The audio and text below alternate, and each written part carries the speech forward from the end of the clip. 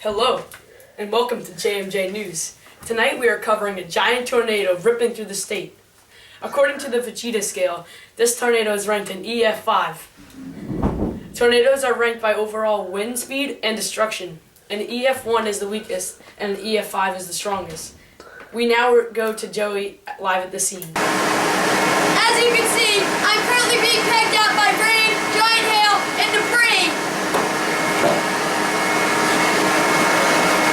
See, there's this warm and humid air mass coming from the Gulf of Mexico, then there's this cold, dry air mass coming from Canada, and they meet at the Great Plains, and that's why most tornadoes occur in the Great Plains.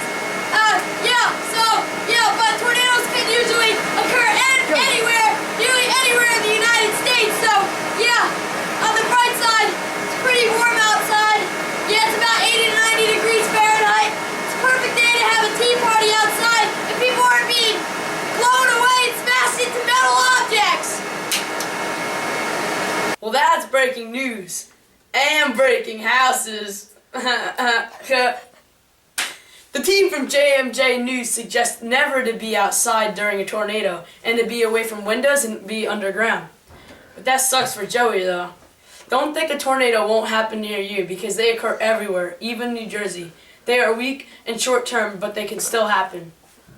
We now switch to Mike Jandoli at a destroyed town.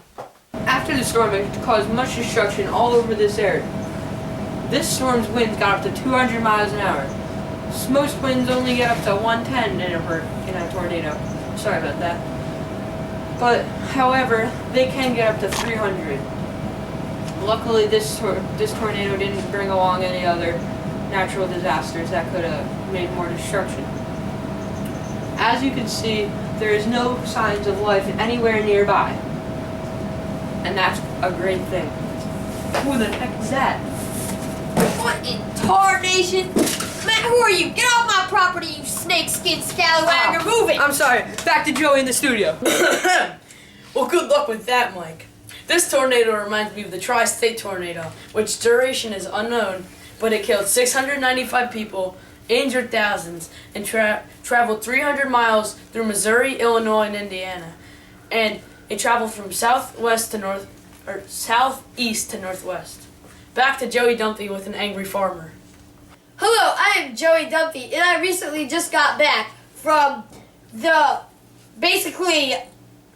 tornado right next to it, and it was horrible. And, oh look, there's blood on my face from the hail. Anyway, so right here we have a farmer who witnessed the entire thing on his farm. Now, I am going to interview him and see if he can tell us his life story. I mean, well, not his life story, but his, story. Okay. Tell us your story. Well, I was just sitting down there, regular night, nothing you're gonna do. But, just finished plowing my fields, and I go in, sit down. This darn tornado ripped through my whole house, all down. It's really a sad thing.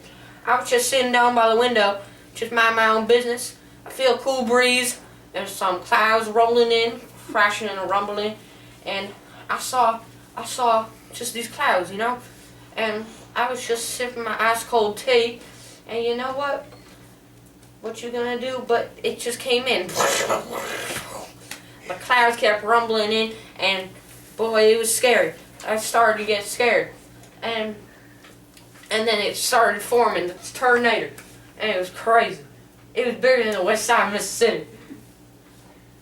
That tornado, if it weren't for my tractor hanging onto that thing, I would have been flying around. Speaking of flying around, my cattle, it was all about the plantation flying in the air. It was some crazy stuff. Cows everywhere. Is that all you'd like to say, or is there more?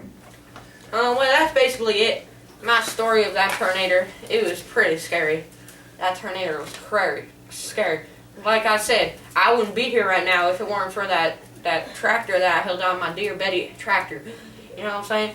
And if I weren't holding on to that tractor like dear life, I would have been flying around like a spider monkey. Yep, thank you, tractor. And thank you, JMJ News. Back to you, Joey. That closes our broadcast for tonight.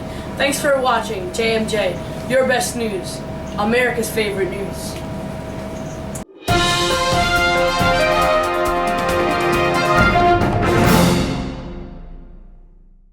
Stay tuned because next time we'll be interviewing a man that seemed to see a flying loaf of bread mugging innocent people. I'm telling you right now, I saw a loaf of bread flying around the sky mugging people. And it's gonna hurt somebody one day, and it's not gonna be me that gets blamed. It's gonna be somebody else, and somebody else is gonna get blamed, and it's not gonna be me. So be careful for that loaf of bread, I told you.